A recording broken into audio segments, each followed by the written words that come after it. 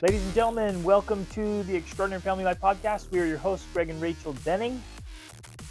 Just quick update. We just got back. I took my boys and went for a week-long trip to Iceland, and it was freezing cold and windy and epic.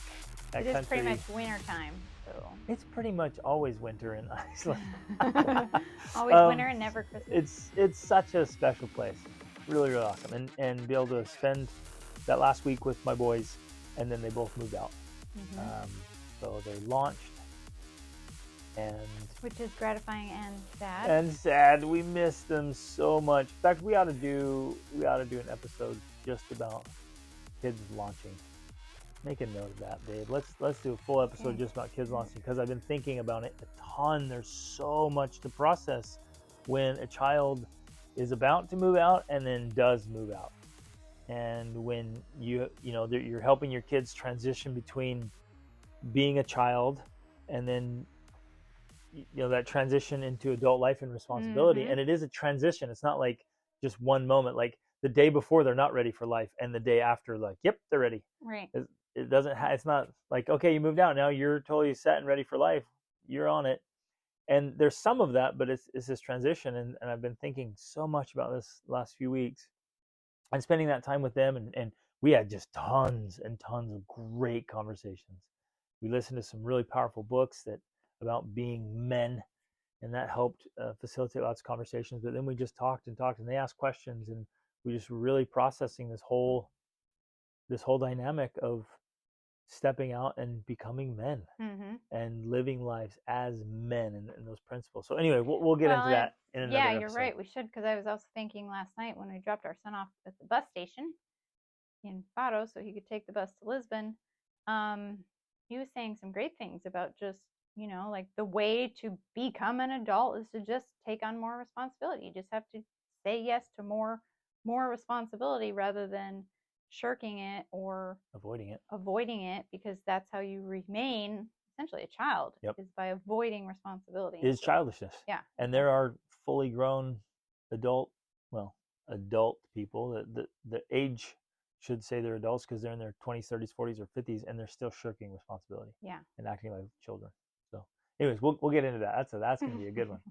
Today, we got some fantastic questions about, what is it about? Economics. Well, it's about earning money and abundance. It's about abundance. It's about helping your children become wealthy and develop an abundance mindset. Also connected to it, it's kind of a two-part question, is like jobs and working, and how do you help them learn how to work? And especially if you love to live life like we do, and you are traveling a lot and you're gone a lot, how do your kids have a job or hold down a job or find work or do work when you're constantly going places and seeing things, which is awesome and should be done. But so we're going to talk about all of those topics today. And hopefully it will also connect for you, listener, about your abundant or scarcity mindset. Abundance mindset, or lack of abundance mindset. and even the way you earn money. So many people, the vast majority of people, I would say, I know that's a bold statement, the vast majority of people are kind of stuck in a scarcity mindset, and just mostly because they've never been taught. Mm-hmm. And I wasn't taught this way either. I grew up in it, and I'll tell that story in a minute. But we have to alter our mindsets and then alter our actions ability. And behaviors? Yeah, the actions and behaviors with our ability and skills, which years ago I misspoke and I said the word skillities. And so it's abilities and skills. And you have to magnify and augment and expand your skillities so that you're more valuable in the workplace. So as we talk through this for helping your kids do it, I want you to do the same for you, because every one of us could continue to increase our own income through income earning things and through investments. Yeah. And we were specifically asked about our thoughts on Dave Ramsey and his total money makeover. And so we are going to talk about that, which you will be fascinated to hear our opinion about that. So yeah, lots of good stuff that we're going to cover today. So Let's hit it. Hit the questions. we're going to start. There's two extensive questions Yeah, here. it's from the same person. And so this question actually comes from my 28-day challenge, which is a community, a program I have for moms that walks them through multiple 28-day challenges. Every month there's another 28-day challenge. But we have a community, and this is where she asked the question. So I'm curious. So the first part of it is about kids earning money and having jobs. I'm curious, what do your kids do for work, and how do they learn work ethic? Our oldest is almost 16 and starting a job this summer, which is flexible, thank goodness. But as much as she and our family goes places, we're trying to make sure we're home for part of the summer so she can get hours at that job and earn some money. I know there are ways to earn outside of a typical job. Do you have a list of ideas for me? We considered selling some of her crafty works on Etsy, and she's done babysitting jobs, but I don't see the online options really paying off. When we consider doing yard work for others or house cleaning, etc., I wonder how safe it is for her to go to homes alone, and I feel that our summers will be eaten up soon by all of our older kids trying to hold down jobs. My husband feels it's so important for them to learn how to work for someone, and they can work during the school year, but it would have to be a really flexible employer. I'd love any insight you or others have. So that's the first part of the question. I'm going to talk about the other one in a minute, but do we want to dig into this first?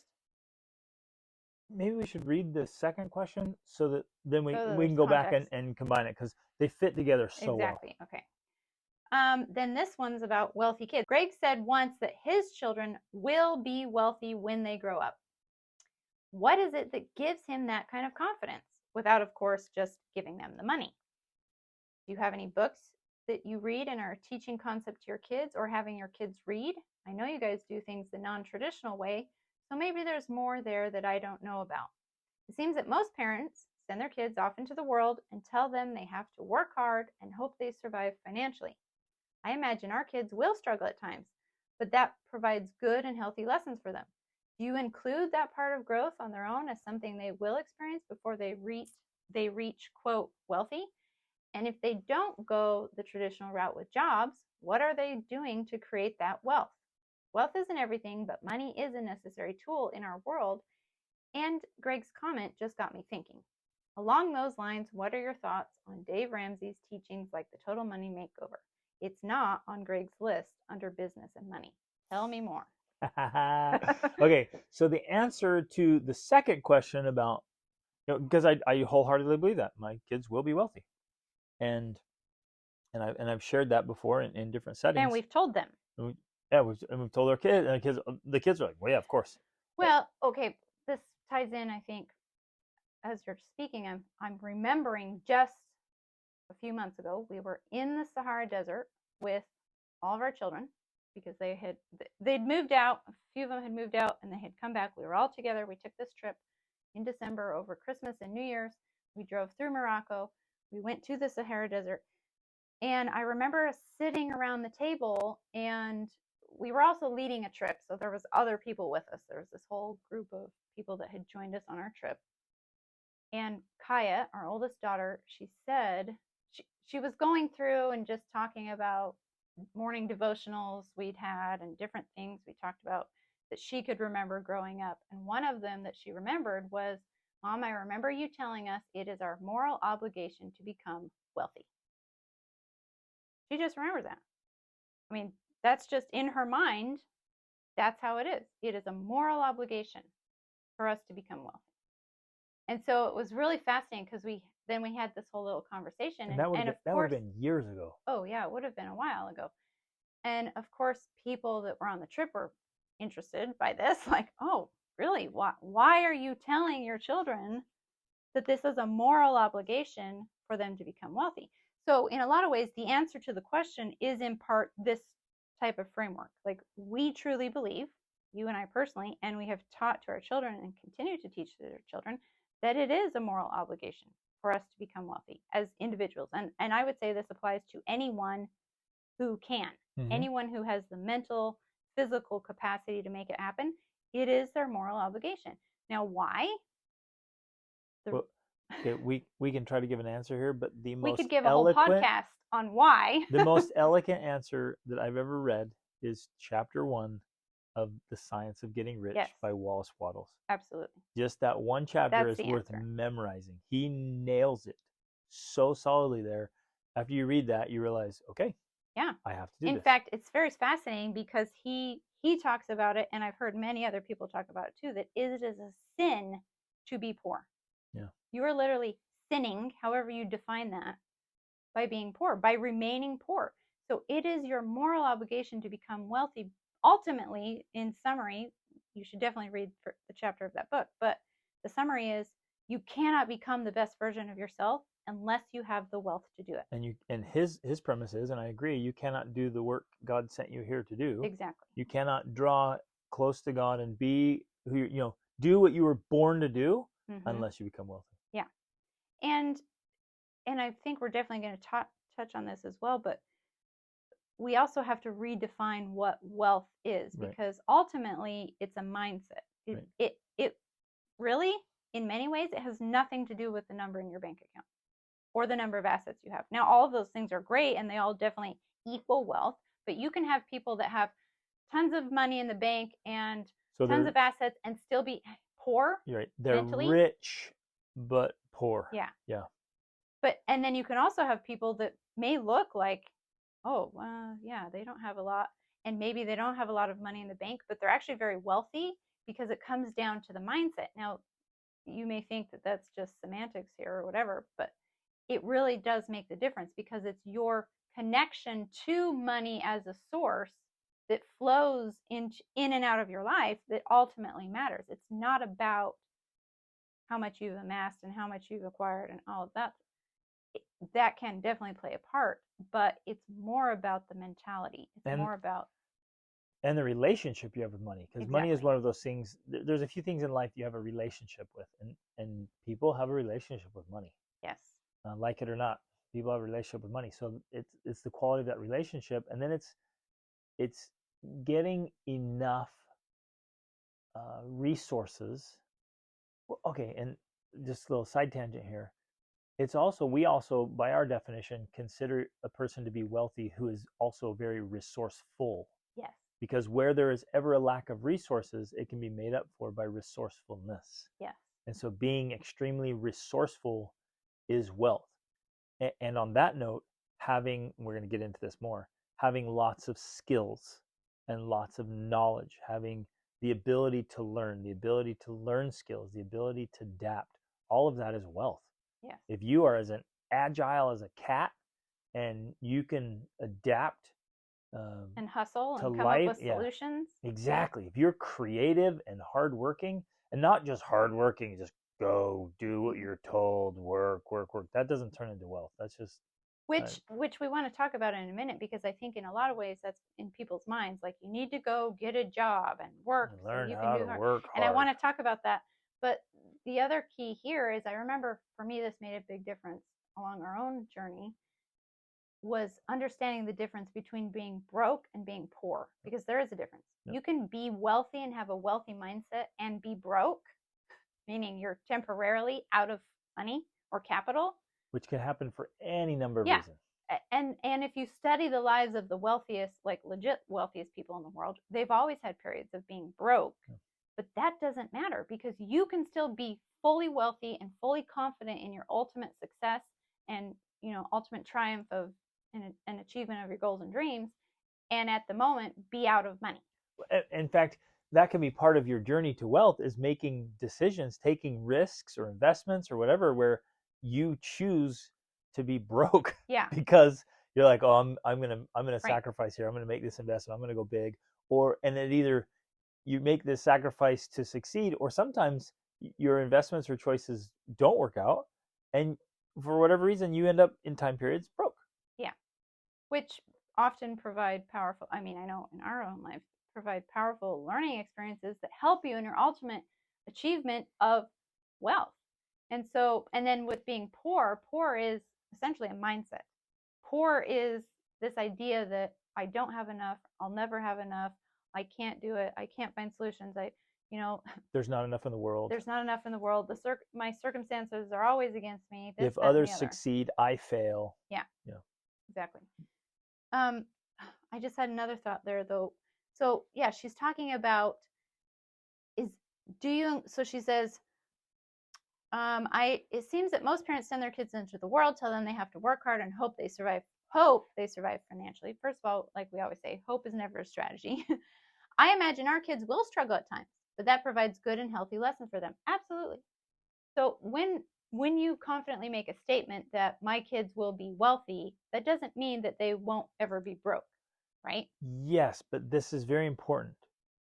To distinguish. Yes, inside a wealth mentality and let's call it a poverty mentality or scarcity mentality. So abundance and scarcity. Inside both of those realities, one family, both families, let's say two families, family A, family B. So family A has the abundance mentality and they say, of course, while our kids are pursuing wealth, they're going to have times they're broke. And the scarcity family says, yes, our kids are going to have hard times when they're going to be broke so they can learn those tough lessons. They both want the same thing, but it's not the same thing because they're going to have periods of brokenness, but it's for different reasons and definitely leading to different outcomes. So that's an interesting one and kind of tricky because both family A and family B are saying, yeah, of course our kids will have times when they're broke, when they're struggling, but I'm having a hard time articulating it well enough, but it's going to be a different experience for them and a different outcome. Because the family A might be, he's broke because he's working tons of hours for free to build his business. Mm-hmm. And when he gets on the other side, he's going to get paid exponentially. Right. Where the other person is broke because they thought, oh, the only thing I do is get a job. And so they go get a job making minimum wage and put in hours and hours and hours and hours just being broke, working super hard, so but getting nowhere. And on the other side of that, what do they have?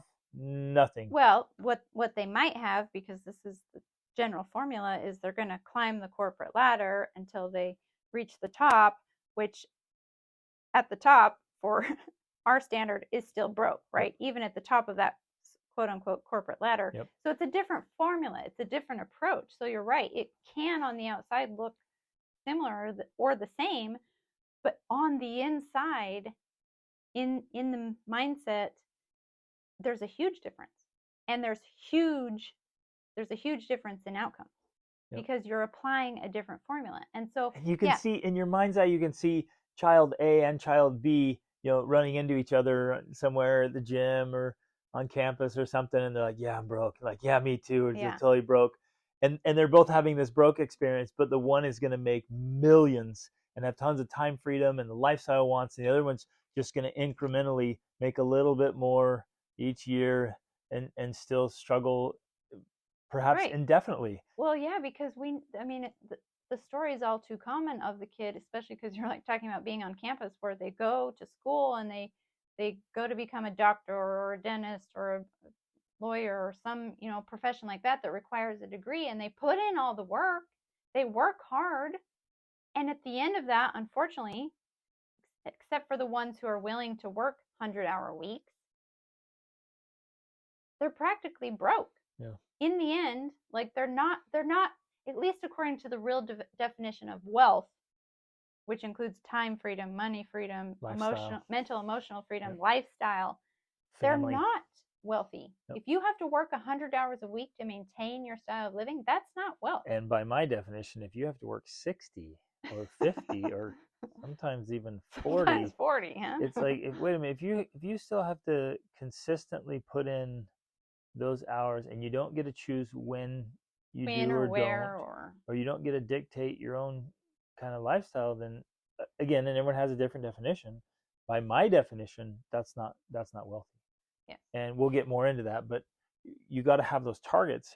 And I have the privilege and opportunity to coach surgeons and dentists and doctors and healthcare practitioners and engineers and all kinds of stuff. So you're hearing it firsthand. And they're telling me, like, this is what's going on. And the ones that succeed in those industries, and this is what I do with my coaching clients, is you help them get into real business, become very business savvy, and to start, approaching their industry and their skill level, whatever they're doing, approach that differently so that they can become wealthy and have freedom.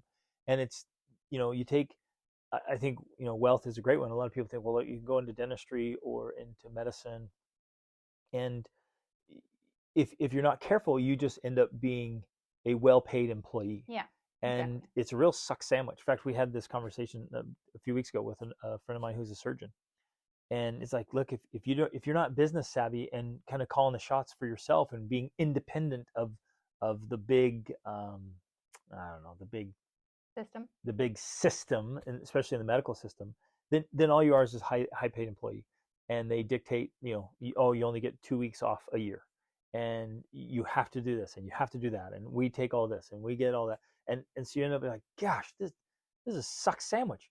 I'm back being told what to do.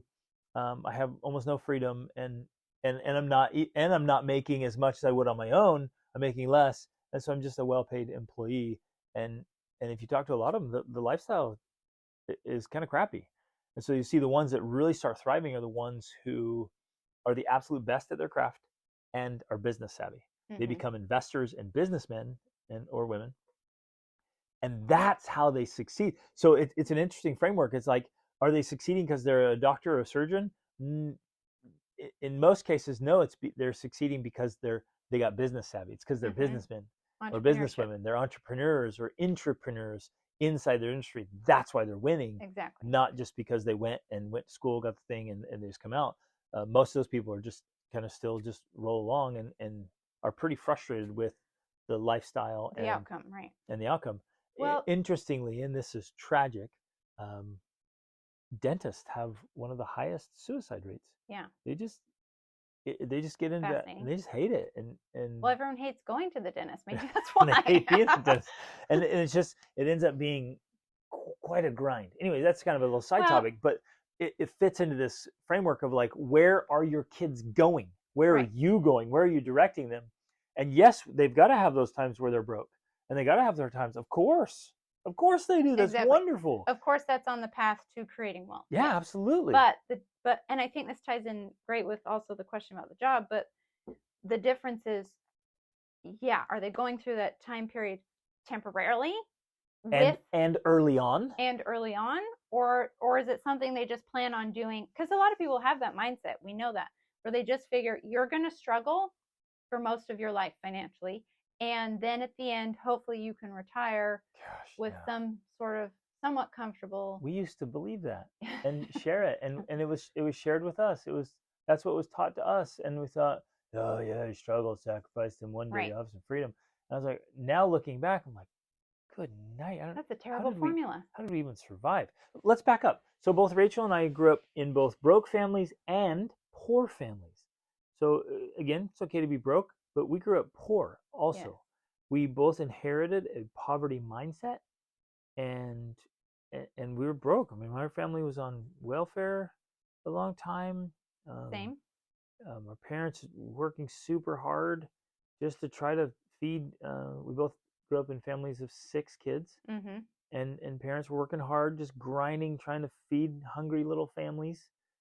We both grew up with very, very limited experiences and exposure Mm-hmm. because of the poverty we grew up in, and we both inherited a poverty mindset, and Absolutely. we were bought in, man. We drank the Kool-Aid completely. We were converted, and it became Well, I kind of remember. religious, so to speak. Yeah, I remember specifically times when I literally just thought wealthy people were, first they were born that way, like you were just either born rich or you were born poor, nothing you could do about it, and that most wealthy people were selfish and probably sinful and definitely prideful and not good people. Yep. Like that was my thinking. Yep. Like that's what rich people are like. Yep. Because whatever class you're in, you think, oh, these are the good people. These are the Exactly. people who are Right. doing it right, and I'm here. I'm doing this right, and I'm a good person, and I can't seem to get ahead. So these Right. guys must be doing shady stuff. And then you hear stories of them doing shady stuff, or you meet people that are genuinely selfish or rotten, and you think, gosh, I wonder if they're all like that. Exactly. Which isn't fair, because you'll also meet selfish Poor people. poor people and dirty, rotten criminals, and it's interesting. Yeah, there's all You don't kinds in all groups. in every socioeconomic level, you're going to find honest people and dishonest people, and good people and kind of rotten Right. people, and every kind of behavior. But I want okay. So we weren't born on the platter. We did not On the inherit platter, that's good. and they go and inherit, wealth or A wealthy mindset, even, not even or wealthy mindset. We weren't given any money, and we earned it, man. And it wasn't only because we work hard. Of course, we've worked hard, but we also had to learn how to work smart and and we had to creatively. change our underlying beliefs. That's the biggest Exactly. point, And I think. yeah, exactly. We had to totally transform our beliefs, which was quite hard. It was quite difficult. It took those babies were deeply rooted Hmm. and they were I in still there. find them sometimes. I'm like, oh, there's a little weed. Let's get Let's that get that out out of of there. there. And we had to fight it. We had to totally transform our beliefs, but we both were committed to not pass this on to our children. We were Exactly. going to be the stop in our family lines. We were going to be the ones that said, nope, we are not perpetuating this. We're not going to pass this on.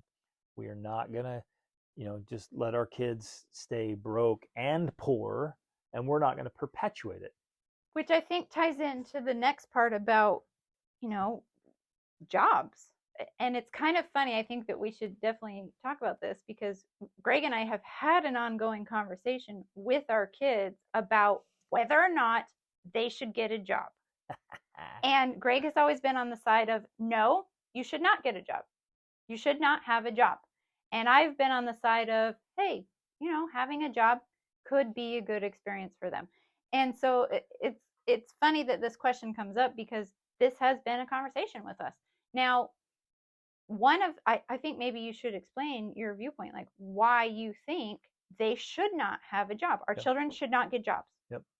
So only, literally, the only understanding I had, gosh, it would have been until mid to late 20s for me.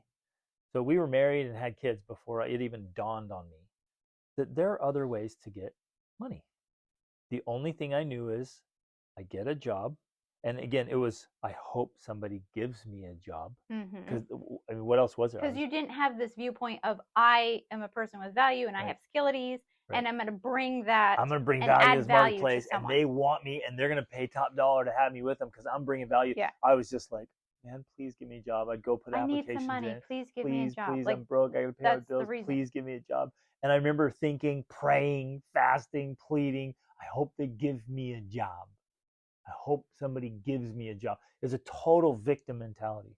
It was the only thing I knew. Nobody had taught me otherwise. I didn't know anything different. All I knew is like if I wanted money, I get a job. If I want more money, I get another job. Exactly. So when we were married, I had 2 or 3 jobs. So we could have more money. There was many times like, oh gosh, we need more money. We have more kids, or we have more expenses, or car broke down, something happened. What do? I'm going to get another job. Right. Or I'm going to work more hours. It never occurred to me until in my late 20s, after reading lots of books and really fighting through and releasing this poverty mentality we had, that I realized, oh, wait a minute, there's a totally different way to do this. I can provide value. And here's the framework, you guys. Write this down, teach it to your kids, embrace it yourself. The ultimate equation is provide value to the marketplace. It can come in almost any form now. We live in the most abundant economy. You provide value to the marketplace in exchange for money. That's it. Now, sometimes that can be a job. Sometimes it looks like a product or a service, entrepreneurship. Even now, you can share information in exchange for money. And if you provide value, you get paid. If you provide more value, you get paid more. Like in a simple equation is the value you offer the marketplace worth $50 an hour, $500 an hour, or $5,000 an hour, or $50,000 an hour? I mean, it keeps going up infinitely. There are people who make $50,000, $500,000 an hour of their work because they have that much value they're offering the marketplace. So that's one framework there, and the other one is if they can create it and then sell it to a limited number of people or an infinite number of people. So you take an author who writes a great book, Paulo Coelho, who wrote The Alchemist, right? And many other books. And many books. Louis L'Amour, John Maxwell. I mean, all these guys who just crank out books. That book goes out, and now it is unlimited. It is literally infinite. The Chicken Soup for the Soul guys. They've sold more books than anyone ever on the history of the earth. Yeah. They're trying to sell 1 billion books. So So it's infinite. So they create it, and then so they make millions and millions and then tens of millions and hundreds of millions of dollars off something they created. That's phenomenal. They offered value to the marketplace, and that is literally infinite for them. right now, bringing this back though to our kids, because you and I both know that while it's possible for a teen to write a book and sell it, that's definitely an option. A lot of teens aren't going to do that. But this entire framework that you have about, and many times you have been very adamant about, like, no, my kids are not getting jobs. And the Because reason they, why, well, wait, the reason why is because ultimately you want them to understand that principle. yes, And within that adamant stance, you've also basically said, yeah, if it helps you to achieve your ultimate goals, absolutely. that's going to help you be an entrepreneur, that's going to help you bring value to the marketplace, yes, then it's valuable. And so anytime our kids have considered jobs or whatever, you've always asked them, is this going to help you? And is it worth the exchange rate? And is it worth the Because exchange? when we were living in Georgia, one of our kids like, oh, I think I'll go apply at Chick-fil-A. I'm like, hold up, wait a minute. Let me outline what How this much will do look they like. pay over there? Right. Right. And it's like, Well, and especially during that time, he was also actively involved in stunt acting, which didn't pay a lot, especially while he was doing the training and the practicing and all of that. Like all of that he was doing for free. But we asked him, we're like, what is it you ultimately want? If you want something like becoming a stunt actor or something along these lines, or you just want to earn some money at Chick-fil-A, is this helping you reach that goal? And he ultimately decided, no, it's not, because one, it's going to interrupt with my training time. Two, it's going to limit me. I'm not going to be available, because one of the reasons he did get paid professionally to do stunt acting, and one of the reasons was he was available. He was available. He actually made very fast progress in the industry, like faster than usual. And part of the reason for that is that he was available to be there when jobs are available. And he worked very hard at improving his skills. He was offering more value. He was making himself more valuable to provide more value to the marketplace. Exactly. So he occasionally made really good money. Yeah. And so he opted to not get a traditional job because he was able to, quote unquote, work for free for a while and then ultimately be available to get paid jobs. Now, but he still needed money, and we still wanted him to, quote, work hard or learn how to work and work with others.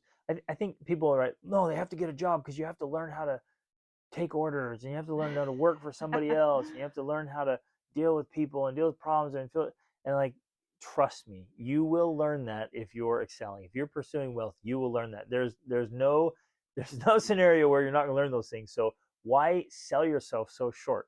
So let me tell. I think that I know. I'm sorry. We're both so excited about this right now. I think one of the reasons, though, for not getting the job is because here's where I think we underestimate how important this is or how much of an impact it has. You literally surround yourself with people who are job people. Yep. So you spend a majority of your time with people who have a lack mentality. Exactly. This is one of the reasons why we are against jobs. And not that I've always been against jobs, but that's one of the reasons. That principle alone might be worth it. Yeah. But here's what we did for Parker. Well, here's what he did. Okay. Well, he's like, I need some money. And I'm like, well, how could you earn more money? You're going to go trade your hours. So let's say Chick-fil-A wants you to work 4 hours a day.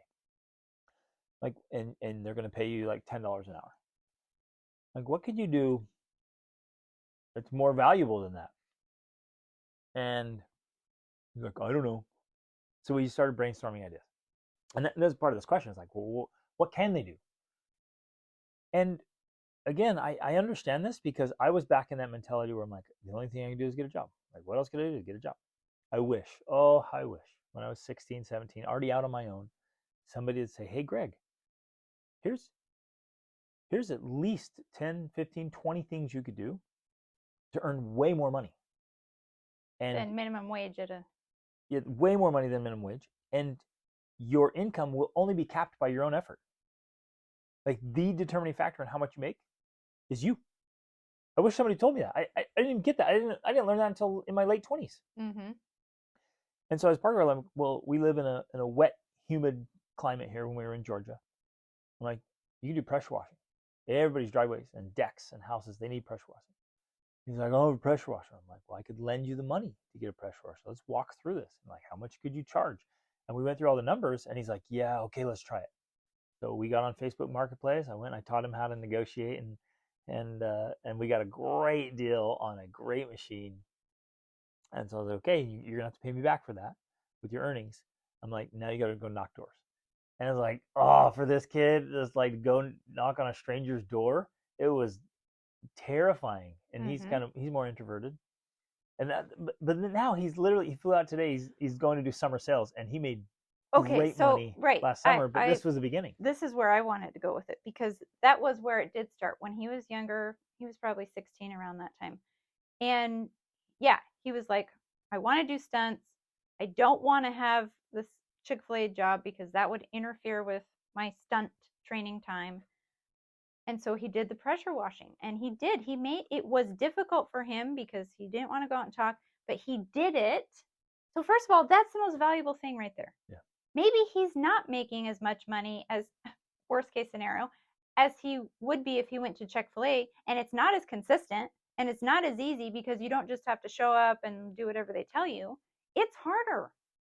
But in the end, it is way more valuable for them because they now are gaining skills that they can use when they are business owners, entrepreneurs. Yes, yes, yes. That would be worth it.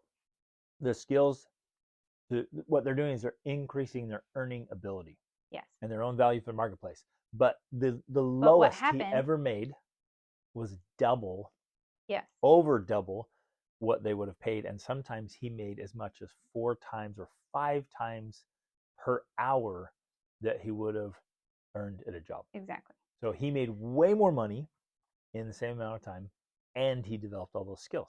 And he dictated his And own schedule. yes, and he dictated his own schedule. And what happened then down the road, he eventually ended up deciding that he was going to stop pursuing stunt acting because in order to really get in the industry, he had to like be all in. And he was planning to take off time to go do service work, which he's going to be doing soon here in Spain. Um, so, but he was then like, well, I need to earn some money. What can I do? And then that's when an opportunity for doing sales, solar sales in Florida, presented him because one of your coaching clients is involved in the company. And he went and did that. And because of that experience he had with pressure washing, it laid the foundation for him to go and do sales. And he was able to make great money. Like in a summer, I think he made what, like $20,000 or $30,000. He made $30,000 in 3 months. So, yeah. And for a 19-year-old, 18, 19-year-old, that's great. Good money. Right. That's exactly. great. But that all came to be because you discouraged him from getting a job at Chick-fil-A, or even I think once he considered getting a job as a lifeguard or something. You discouraged him from doing those things because you told him he needed to be doing things that were improving his skills that would help him be an entrepreneur. Oh, here's the other piece. And we talked to the lifeguard thing. I'm like, if you're a lifeguard, you just have to sit there, bro. You will sit there and watch the little kids play in the water for hours and hours and hours, all day, every day. Where with the pressure washing thing, he put on these noise canceling headphones he had that he bought, and he listened to phenomenal books, business books, personal development books. And so he's expanding his knowledge while simultaneously expanding his skills. I mean, he was making himself more valuable while earning more money. Exactly. I mean, let that sink in. Like, that's the equation. Right. You can make yourself more valuable while earning more money. And so part of us, though, as parents, the challenge is we think, well, the kids want money right now. And especially if you feel like you're not in a place to, because another thing which we can talk about is that we also pay our kids to work for us. They do jobs within our business. They do jobs that we would hire other people to do. Like if we were going to hire someone to do our yard or whatever, like that's a job we offer to our kids. So that's another way they get paid and earn money. But if you feel like you're not in a position to do that, first of all, work on changing that because you need to be in that position. But the next thing is you have to be careful to not exchange what you want most which is your children to have a wealthy mindset and an entrepreneur mindset for what you or they want in the moment, which is some money to spend right now. And easy money. I think sometimes we go to the job because it's easy money. Yeah, Like if absolutely. I go over there and they offer me a job, then I got to just show up, do what I'm told, and then give me some money and I go home. And I don't Right. have to think, I don't have to hustle. I don't have to get out of my comfort Yeah. zone. I don't have to do things. And that's really what's holding kids back. They don't want to do the harder thing because it's hard, right? Who wants to do the harder thing? But we actually sell ourselves and our kids short when we just say, yeah, go get a job, plus thinking that's how you're going to learn how to work hard. It's not. No way. You're going to learn how to work hard by going out and doing that thing that you don't want to do. Absolutely.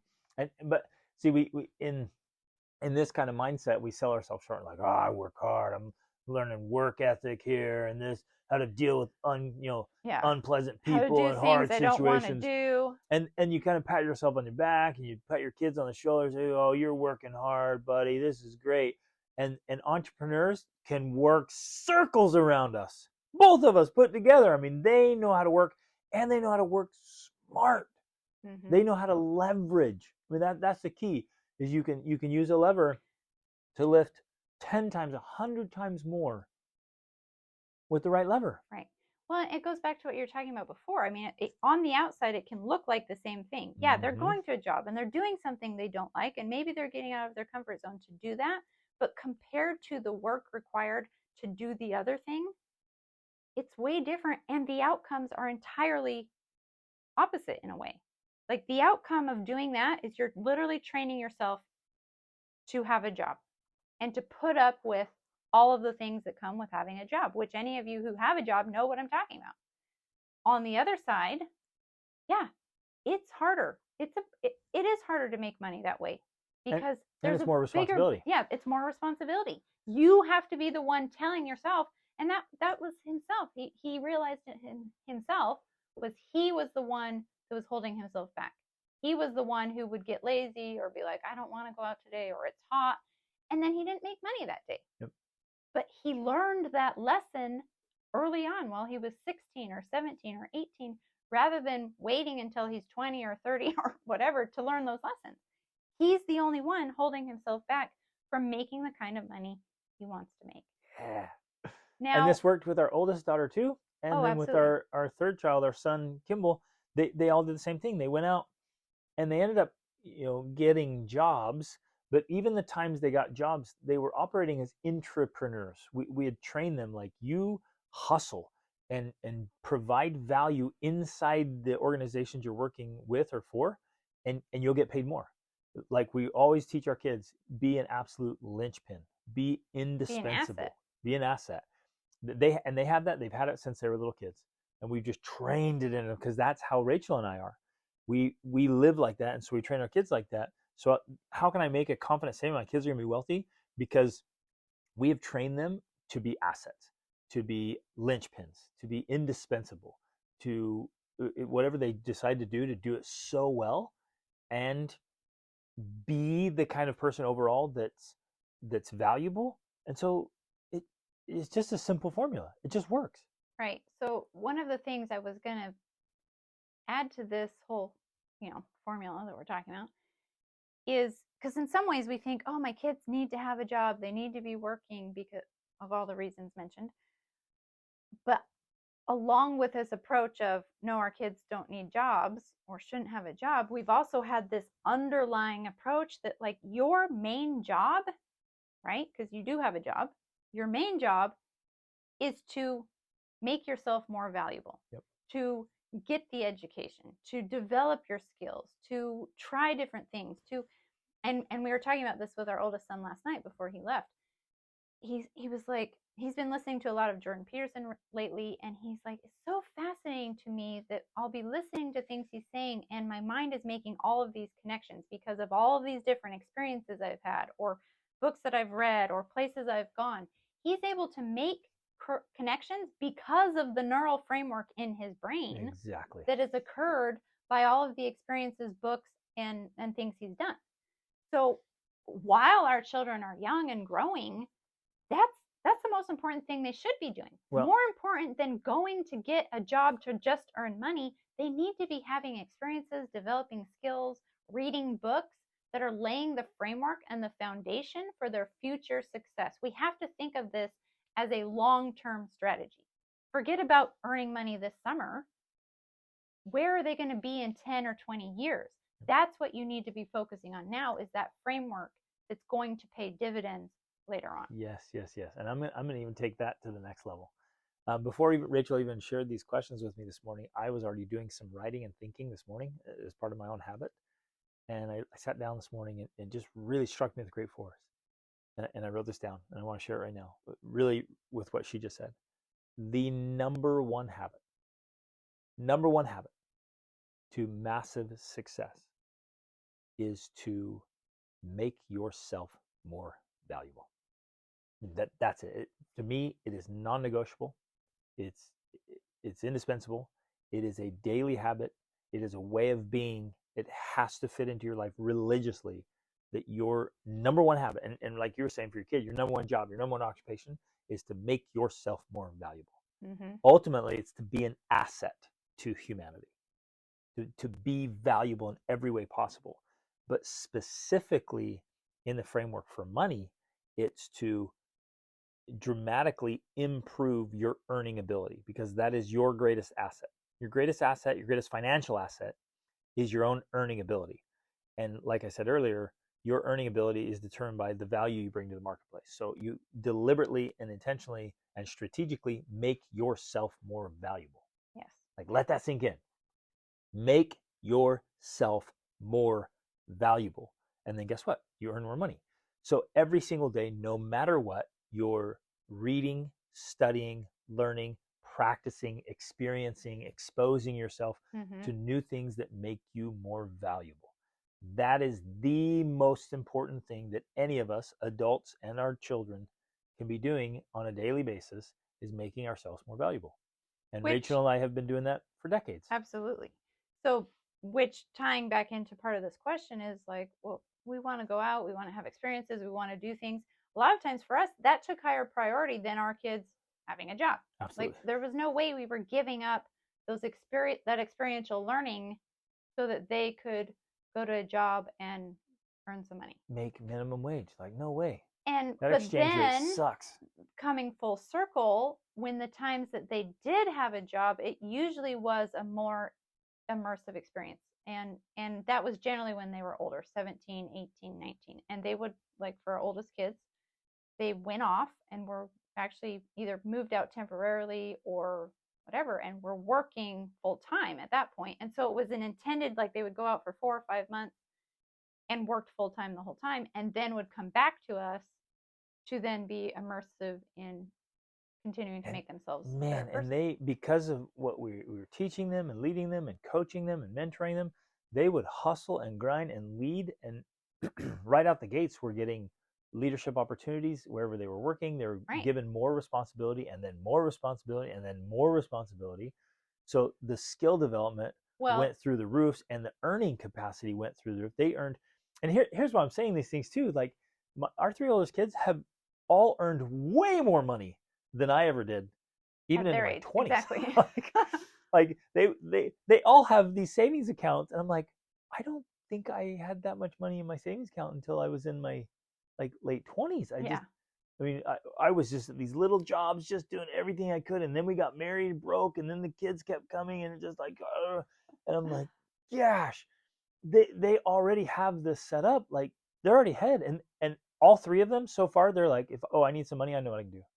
They all have that. They have multiple They know how to hustle. avenues of income streams. And they're highly valuable. I mean, They just go. I don't say this to People are brag. pleading for them to come work. They are highly valuable. And so no matter where they go, they have people who are like, yes, I would like to hire you. Our oldest daughter, when she moved out and started working, she was almost immediately in a management position. She got paid extra because she already had the skill of speaking Spanish, so she was bilingual. She had the confidence and competence to be able to set her own schedule and work her own hours. And when someone was like, nope, sorry, you have to, she had to work on Thanksgiving one year, and she was like, no, I'm sorry, I'm going to visit my family. They're like, well, you're not going to have a job when you come back, and she's like, okay, fine, because she knew, not a problem. She's gonna get another job. In fact, she's the best at this. Yeah, Like she'll have legitimate 5 or 6 legitimate job offers like that, exactly. and then she'll come to us. She's like, "Oh, which one should I take?" Like she'll never, none of them, none of the 3 so far will ever have any limited offers of employment or Yeah, opportunities. They're just loaded up and ready to go, and they earn great money and they become assets. Now, what's even more fascinating is like, well, this has always been the case, but most of the workforce is it, okay, they're so just which, not assets. They're usually yeah, liabilities. And again, I coach a lot of businessmen and entrepreneurs. They're constantly frustrated with trying to find good workers. It is exactly. so hard to find people who are willing to take on responsibility and show up and do it. So train your kids to do that, and they'll earn great money. But even more so, and again, it's not for everybody. But in our family, I'm leading my kids to entrepreneurship. They get to write their own ticket and determine their own future and determine their own wealth. Right. Well, and then so back to that idea with the finding competent workers. I mean, our son, well, here's the other thing. I guess I'm trying to tie in a couple things here. One of them, because you're like, our kids will not have a job. And what you meant is because our kids have had jobs, they're not going to have a job just for the sake of having a job. Right. They're going to have a job that, one, matches their interests. And in every case, this has been true. Yep. And like fits the lifestyle that they want. Yep. Right. So, like our daughter, when she was tested with, I don't get to go spend Thanksgiving with my family. Nope. Sorry, I'm out, because lifestyle is more important than the job. Right. That's something we've always taught. You have to find work that fits the lifestyle you want. If you do it the other way around, that's just another form of poverty. So our son, who is very hands-on, he loves fixing manual labor, being outside. He went to work at a farm for a whole summer. He's done this at least 2 years. And loved it.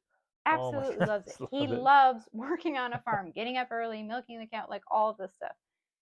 And hold up, because his employer saw his value, he's like, I'm training this kid. And he, of his own accord, like no extra cost to us or to Kimball, he trained him how to drive tractors, how to drive semis, how to drive dump trucks, how to run and operate heavy equipment, all the tools, work with all the animals. I mean, he just trained him. Yeah. So he came away from that having earned all this money and an education, way more skilled. Like he walked away as a more valuable asset, which I'm grateful for, because it's going to be valuable for our beach resort property now. That's going to be a small mini farm too. Like he has so much value. It's incredible. But because he was so valuable, I mean, one of the things they talked about was at this farm, they can never find good workers, young or old. They don't show up. They don't want to do hard work. They like on and on. When you give them big responsibilities, they can't handle it. And they finally had Kimball, and I think this is a testament to the value he brought, is that this, the owners of the farm had not been on a vacation for years, for like a decade or something crazy, because they didn't have anyone to take care of the farm. They had no one that they could trust to run the farm so they could step away even for a weekend. Because understandably, it was a gigantic responsibility with a lot of moving parts and a lot of living creatures. Right. So Kimball, at the age of 17, was given full responsibility of their farm so they could go on their very first vacation in years. That's huge. That's a testament to what we're talking about. And this isn't just about having the job. This is about having the skills, the competence, the capabilities to be trustworthy, to be competent, to be capable.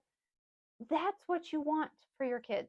That's what you're trying to create. You're trying to create and facilitate growth so that ultimately you are making the most of yourself. And that right there is all the foundation of wealth. When you can learn to make the most of yourself and become valuable, that's wealth. Because ultimately, like you said, it's your earning ability. As long as you are valuable, you will be able to earn. So, how do you become valuable? I still average a book a week, and I have for over 2 decades. We buy books endlessly on Audible and in paper form and ebooks so that our kids have books. We are constantly encouraging, even paying our kids to read business books and wealth books So Podcast. we're implanting the right ideas, the entrepreneurship, the business ideas, the wealth ideas. Both of our boys specifically, well, and our oldest three have been through, oldest four have been through phenomenal books about business, about wealth, about investing, and about specific skill sets in business. And they devour them, and they love them, and they implement them. And so our two boys just went out. They're going to work together here for a little bit. I'm very Doing confident sales. they're just going to just crush it. And they've been training for the last several weeks, devouring sales books and the mindset and the work and the ethic. I mean, they're putting it all together. They get this stuff, and they're going to be leaders, and they're going to lead out in results as well.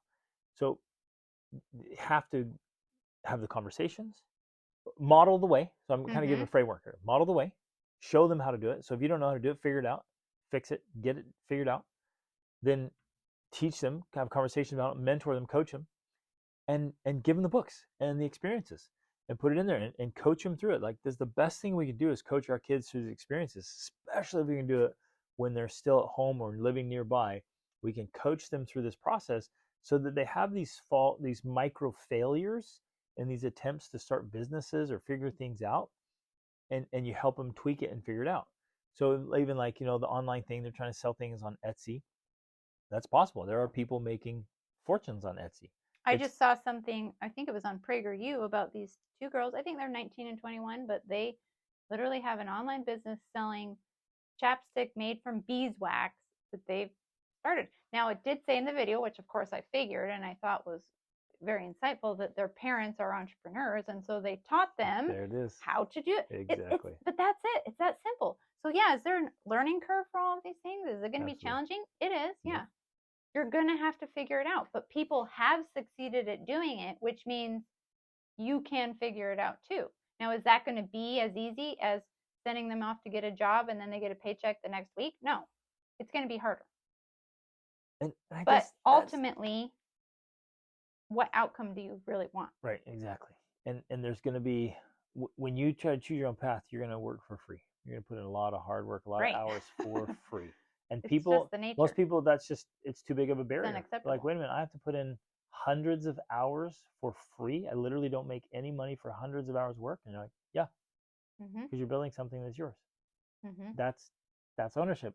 Right. That's entrepreneurship. That's what that is. And most people won't do that. They're like, well, no, if I'm going to work 100 hours, I got to make my $10 an hour. Or for some of you, it's $25 or $50 an hour. But there you go. You put your own limit. You cap your own growth. Because you're unwilling to do the work up front that has the larger payoffs. That's the Exactly. backing, right? Exactly. So yeah, are there books? Are there concepts? Exactly. You already have a list. Yep. In your book list. I'm pretty sure I have some in mine too. We have 2 different book lists, but that's read them all. We say this to people all the time, and they don't do it. Like, read all the books, and they're like, oh, but that's a lot of books. Yep. What else are you gonna do with yourself? Sit around and be poor?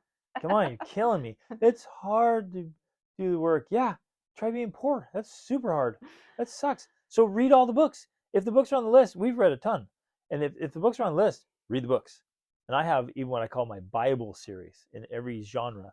So the absolute best finance and business books. I'm in my Bible series. Like, you just read those again and again and again. The Bible of finance is, I would say, currently Tony Robbins' Money Master the Game. Yeah, it's a fantastic framework, especially for investing. But Wealth Mindset, definitely The Science of Getting Rich. Yep. By Wallace Waddles. Absolutely. So yeah, another thought I wanted to add, because this is important too, is we're, along with modeling, like, we're continuing to model. It's not like we're done and we think we've arrived and that's it. No, we're continuing to grow in our own wealth, our own learning, our own growth. And as we do that, we're sharing the process with the kids. I think perfect example is what's happening with us right now. We bought the resort, which we're calling it, here in Portugal. And as we keep telling ourselves and our kids, opportunity is dressed in overalls and looks like hard work. It's a lot of hard work. But as we're going through the process, we're also discussing it. And it's fun to hear the conversations like that you're having with our son. And he's asking about this and that and the different part of the transaction and the real estate deal and all of that. That's all part of the education to help him learn to have this mindset and how to work through these problems and how to invest, right?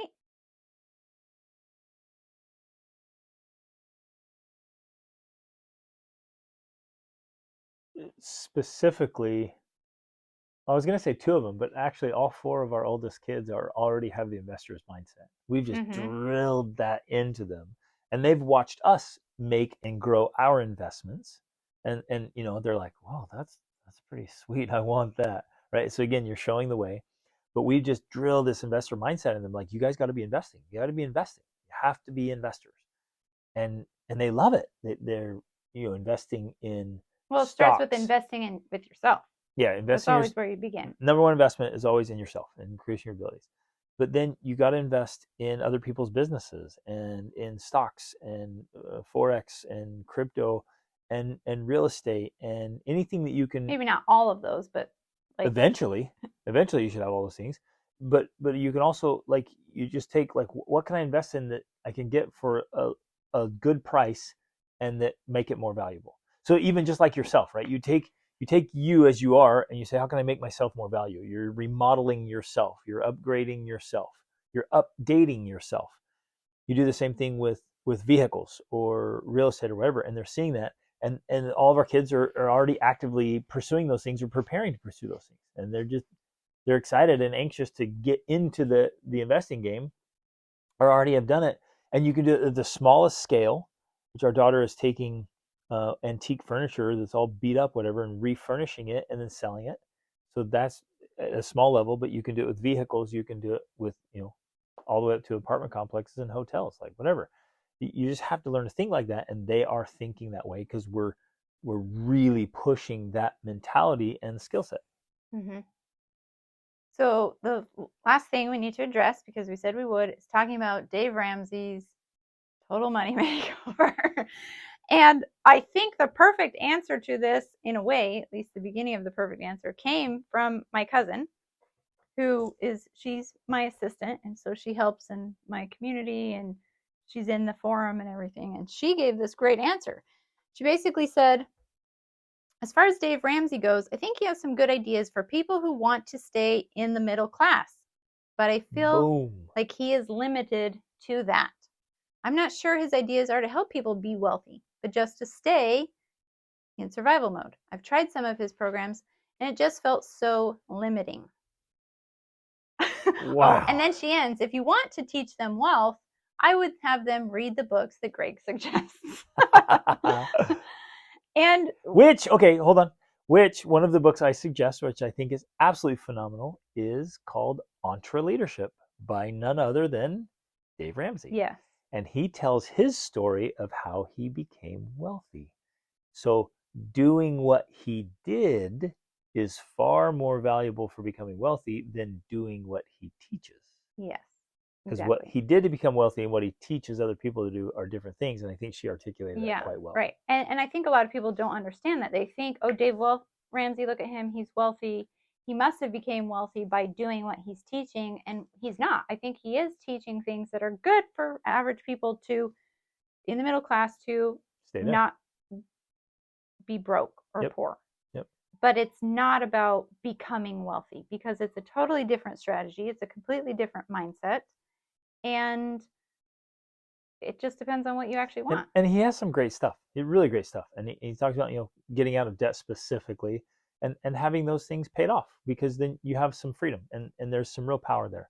But it's not how he or others became really wealthy. Well, and I think that that's actually something I've learned along the way, and I've had to grasp and understand that a lot of people who attain wealth because of their money mindset, their confidence, their competence, their skillities, they use debt as a tool. And you and I had a conversation about this the other day. Like, debt is a tool. It's neither good nor bad. It just depends on how you use it. It can be a two-edged sword. It can cut things, and it can It's like a power be tool productive. Yeah, that, it's like a that power you tool. can get so much work done, or you can chop your fingers off. Well, exactly. Like we talked about that. If you're trying to build a house, do you want to use the nail gun, or do you want to literally pound in every nail by yourself? Like, yeah, the nail gun is going to get it done a lot faster. But there's also danger there because you can cause real damage. You can hurt yourself. You can injure yourself. Like, sometimes you can kill yourself with power tools. You have to be careful. But that doesn't mean you shouldn't use the power tools. It just means you need to be very safe when you use them. Now, in my mind's eye here, I can see some of you, think, oh, but God wants us to be safe and be frugal and this stuff. And immediately I thought, man, look at the parable of the talents. The guy who played it safe, he got his one little talent. He wanted to keep it safe. He didn't want to take any risks, and he buried it. Mm-hmm. And he got the most severe ripping Yeah. from the master. And you're like, wow, there's no soft, sweet little old Santa Claus there in that story. He got ripped and then lost what he had lost what he saved. had. Where the other guys, the guy with 5 and the guy with 2, they went out and risked them. Right. They went out took to risks. work. They went out and did leverage. They're like, hey, I'm going to go take it. I'm going to put it to work, and I'm going to double it. And they brought back double, but there were risks involved. They were out using it, and again, they're the power tools. And it ultimately wasn't about how much they produced. It was the fact that they were willing to take the risks and they were willing to go try. Do something with it. Exactly. And so when we're unwilling to take those risks, first, you can't really create wealth. You cannot create wealth unless you're willing to take risks. It's just the nature of it. For some reason, that's how it's designed. That doesn't necessarily, I don't want to be misunderstood here. That doesn't necessarily mean you have to leverage debt. That could be one of the risks, but the principle is, yes, you have to take risks. Yes, absolutely right. But in this framework, taking on debt or using debt or leveraging debt can be a tool that is used, and is often, if you study a lot of people, it often is a tool that they use to create wealth. So do my coaching clients. Oh yeah. Like they'll put together deals, and I'm like, hey, how's that deal going? It's like, well, I just signed $10 million. I just signed here for $5 million in debt. Whew, to get a loan. That's a big one. Right, exactly. And you're like, I feel the weight of that. You're like, I got to make this work. And I think that that's the point. You should feel the weight of that. Absolutely. Because as it being a power tool, it's potential for danger, for death, for destruction. But the power tools also build, and they build faster. Yep. And so I think ultimately, coming back to this whole diet idea with Dave Ramsey, if you read his book, he used debt. He was, he lost everything at one point. Like, his story is similar to other people's stories in that he's utilized debt. But what he teaches is to not do that, and so that's a very different thing, right? Yeah, he's a great entrepreneur. Okay, so I just want to make sure we thoroughly answer the questions and make sure we hit everything we wanted to share. So yes, we're teaching the kids. Yes, we're encouraging them to hustle, to get work, to do great work, to do it. Yes, I would say definitely I'm all in favor of a non-traditional way, and I want my kids to live this legitimately extraordinary family life.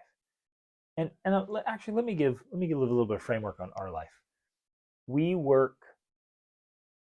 I don't work full time. Well, I think we have to put a caveat here. The truth is, I think you and I work all day long, but ultimately we're doing work that we enjoy. We're working on ourselves. We're working on our projects that matter to us. We are working on our businesses. We're working with our kids. We're working on our education. So when you say I don't work, it's different than what you're working all day. Right. You guys might think, gosh, Greg just lays around sitting poolside with his lemonade for hours. No, that does not happen. Like, you don't sit still hardly the whole day. No, I'm not. I'm never sitting still unless I'm practicing stillness or reading or studying. So you're right. I'm doing that. So I'm working, but this entire last weekend, working for money, is not even close to full time. And I'm with my family. This is important. We have most of our meals together, and we are, with our family. I'm with you guys the vast majority of the time. That is the lifestyle I wanted to create. Right. And we are together. You do work you love. I do work we love. We spend tons and tons of time with our children. This isn't just those rare, I'll hear people say it's quality time over quantity. Bogus. It's both. It is tons of quality, quantity.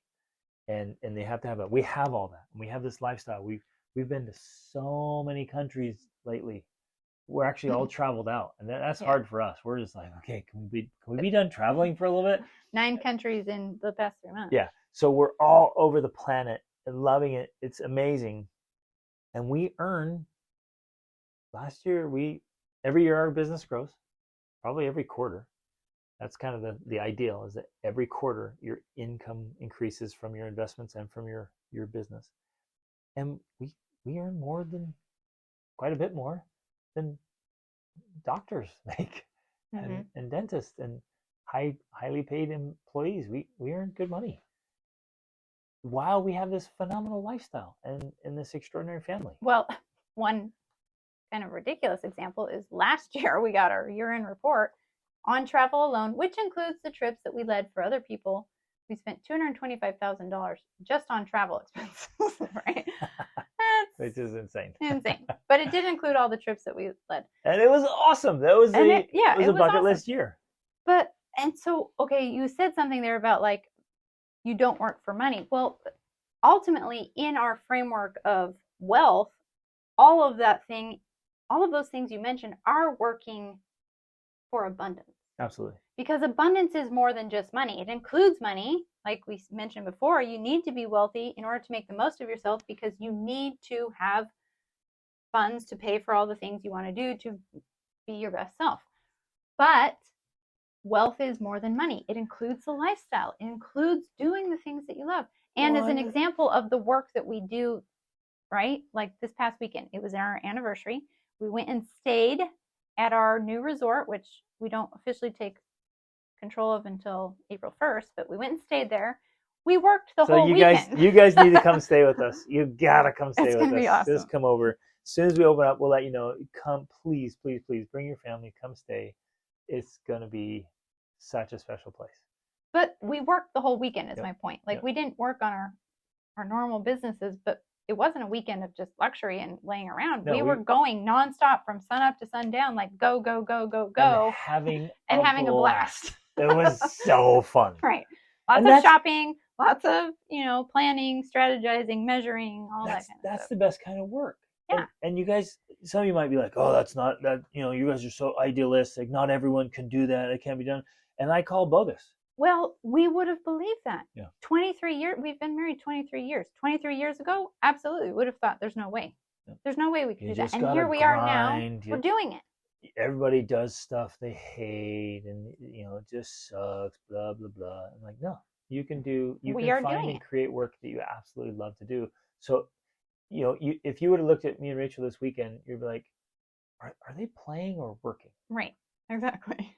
Are they celebrating and having a blast, or are they getting things done? Well, we got to do tax-free investing shopping sprees, right? So we're literally shopping, and I'm like, this is an investment, and it's tax-free. This is the best type of shopping spree there is, right?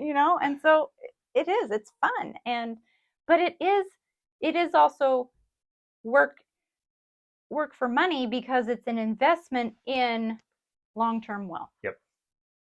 And so, there's strategy behind it, and there's risk behind it. Right. But the reason that we've got to this point, the way to this point, is because we have refused to allow our children to simply trade hours for money in a traditional job framework.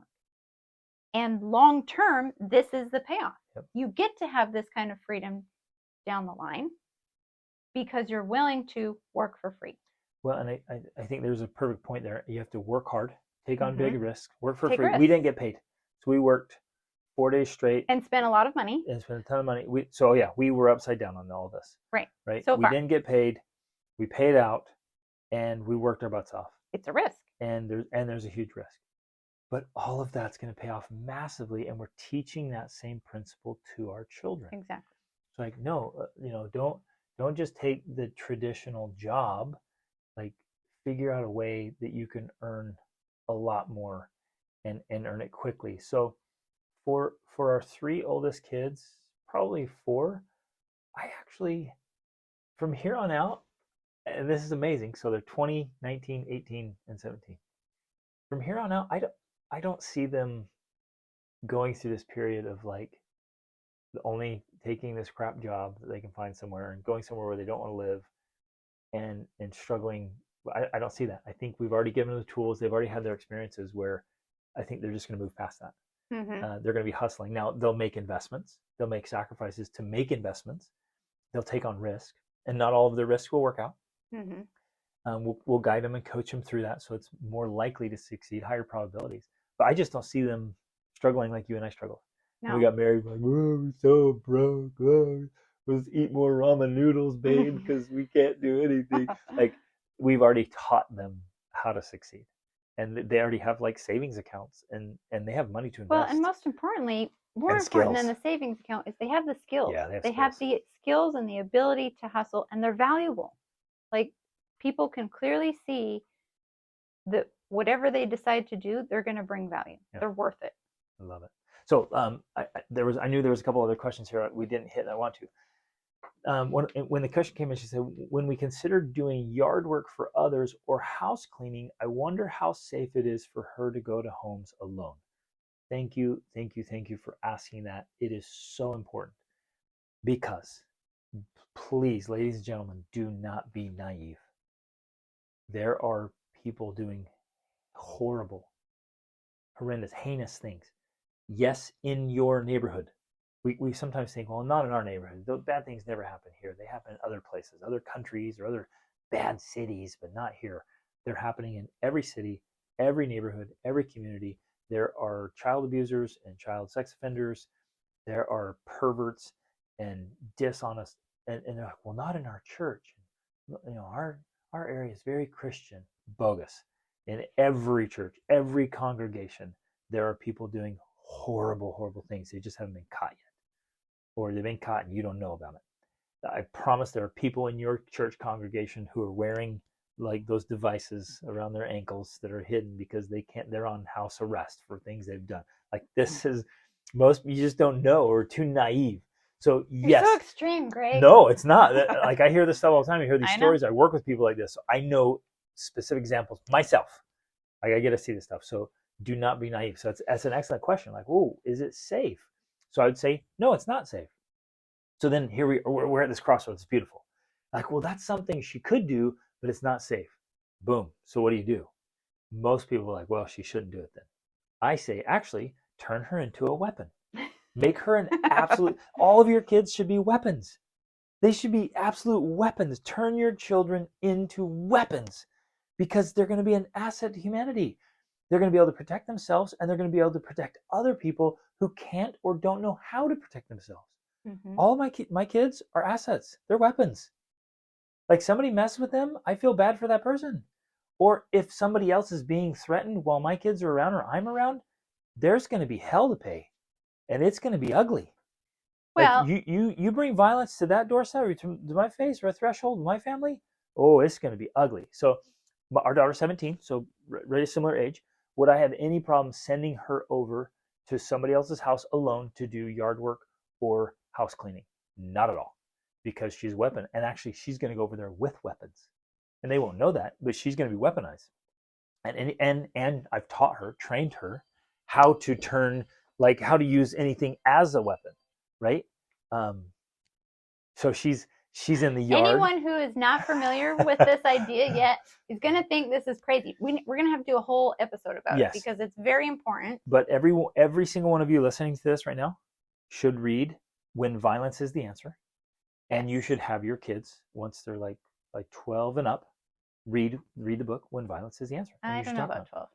12's too young. Okay, 14. I would say, depending on the child. And the maturity level.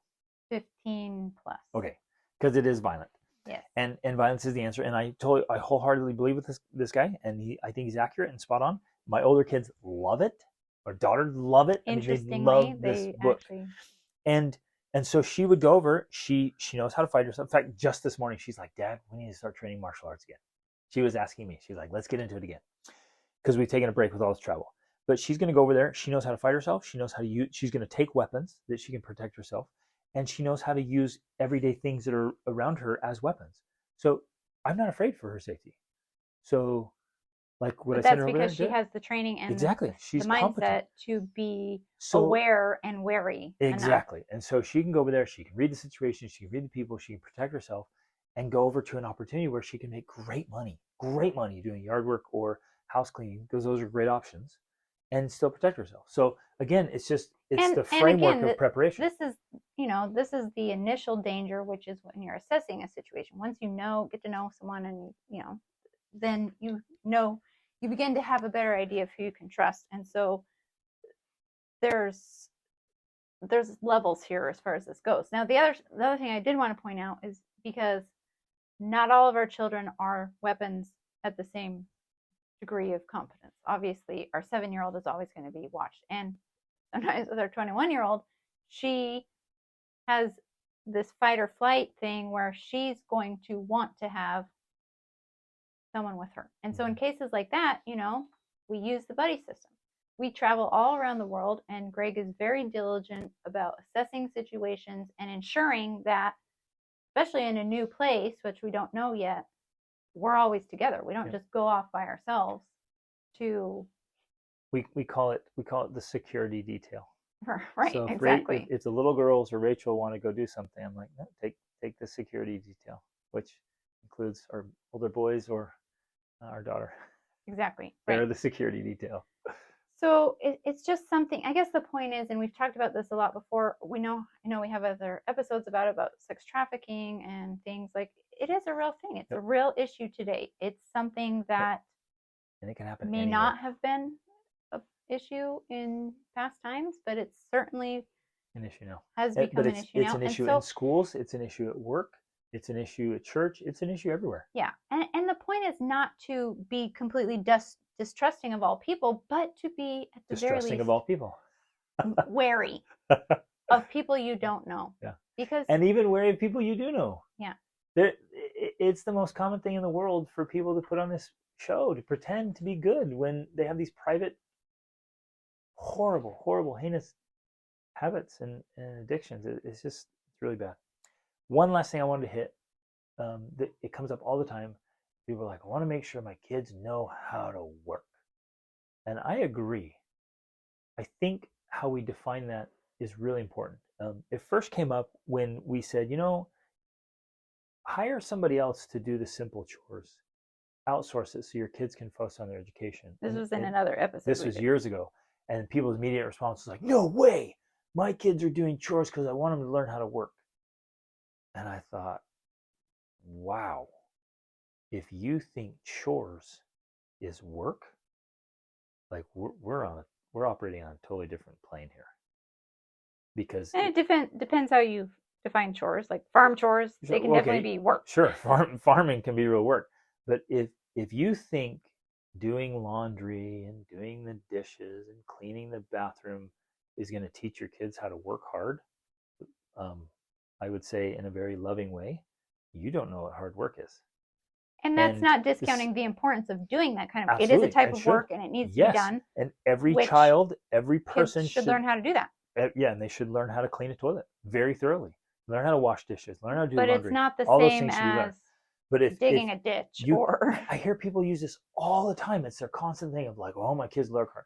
And it even comes up in the question here. My husband thinks my kids should go get a job to learn how to work hard. Again, I'm like, let's take a step back. If you literally think going and doing that job is hard work, we're operating on a completely different plane.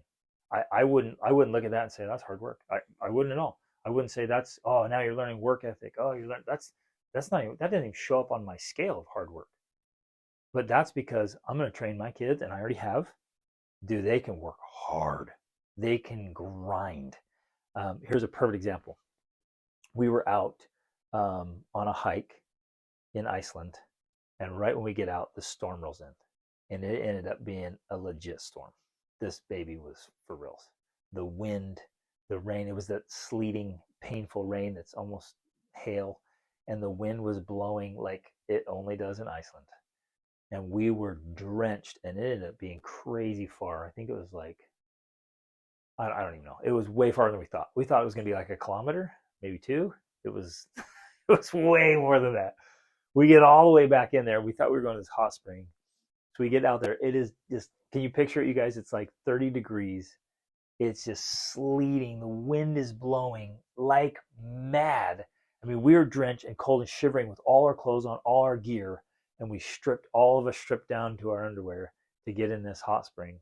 We get in, and it was just barely, it wasn't lukewarm, it was like Luke cold. Like it So wasn't warm. freezing, Yeah. but So, because the warm water was coming in, and so it just took away the edge of the cold. And we're like, are you kidding me? So now we just got completely wet. We're standing in our underwear, completely wet, while the wind and the hail and the sleet is just pounding. I mean, it's the kind that hurts, right? It stings your skin. Mhm. We're all standing there like, are you kidding me? And you have to hike Yeah, back. and we're dressed. So our clothes are just soaked all the way through, all our gear, everything. So we're trying to get bundled, and you're so freezing now. You're shivering. Your muscles are locking up. Your fingers, your toes. I mean, like, this is insane. And again, I was assessing everything. We weren't taking risks for hypothermia or whatever. Obviously, it could have turned into that situation. So we get all bundled back, and I'm like, let's just run. We're going to get our body temperatures back up. We're going to get off this mountain. Let's go. And it was so fun because we actually ended up stopping to help several people who were out there and just shouldn't have been out there. They weren't capable. And all the while, I had zero concern for my sons, because I know exactly what they're capable of. And I kept thinking, while we're running and we're grinding, and we were hurting. We were cold. We were tired. We were suffering. It was miserable. And I kept thinking, I'm like, I know what my boys are made of. I know what kind of metal they have, mettle. I'm like, I know what kind of metal they have. I'm like, I'm good. Like, we could run like this for hours through the night, because I've done that with them. I've taken them places. We've done such horrendously hard things. I know what they're capable of. In fact, we pushed so hard over this. It was last year.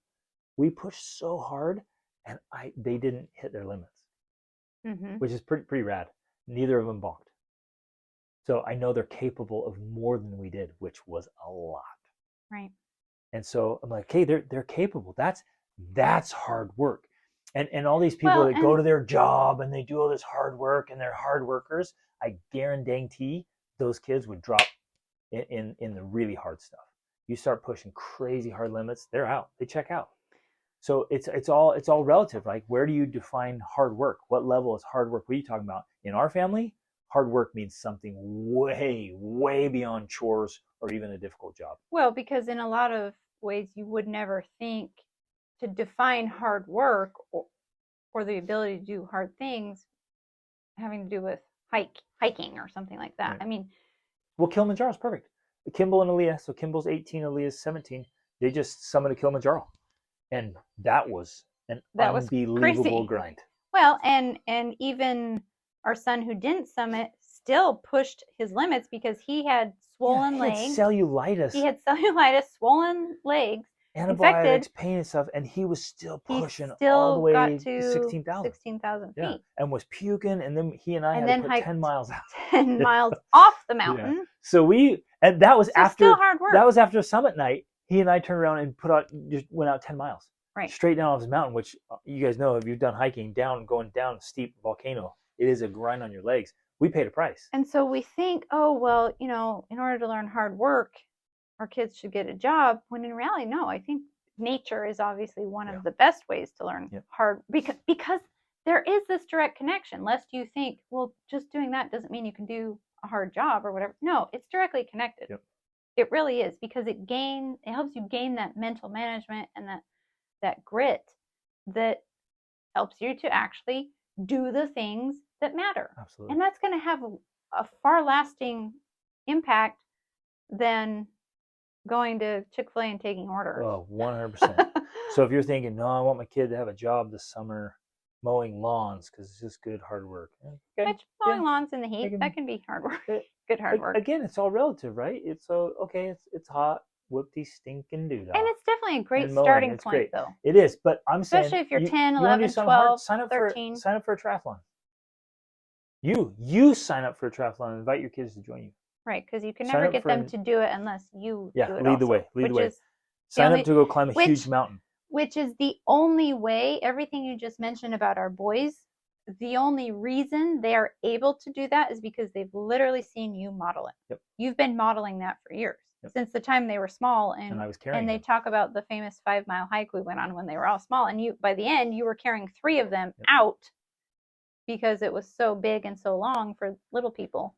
Like since then, like they've just seen you model doing the hard things. And so in their mind, they're like, this is just how you do it. There's not another option. Yep. And what's cool is we'll get into something hard and they're like, this isn't even hard. Right. I've done way harder, which is awesome. And that's the framework. Take your kids and go do such insanely hard things that afterwards they're like, bring it. This is a job. This isn't hard work. No, that's actually powerful right there. It's so powerful. You want them to think that, no, having a job is not hard work. That's easy. Knocking doors in the Florida summer, whatever. You're roofing, you're mowing, it's 100 degrees, 110 degrees, and you're out doing manual labor. Which we have to be careful, doesn't mean it's something you necessarily want to do. Right. My son, because they both just left to go do that. And my oldest son left last night, and I was just talking to him, asking him how he's doing. He's like, great. He's like, I don't know if nervous is the right word, but I'm not anticipating or excited about the Florida heat knocking the doors. But at the same time, he's like, I'm just going to go do it. Yep, like, exactly. it's just what has to be done. Exactly. So it doesn't mean you want to do that. That one of our favorite quotes, the difference between successful people and unsuccessful people is successful people do the things that unsuccessful people are unwilling to do. Not that they want to do it, but it needs to be done. But they do it anyway. Exactly. And that's the power. That's what we really want. That's the real definition of hard work. Yes. Love it. Okay. So for you guys, more legit strategies, tools, tactics for yourself. Like if you're listening to this, you're like, gosh, I need to work on my mindset, or I need to work on my own skill set, or I need to make some bigger investments or changes and even hard work. That is literally why we created the Be the Man Masterclass and Tribe, why Rachel has her 28-day challenge and for moms.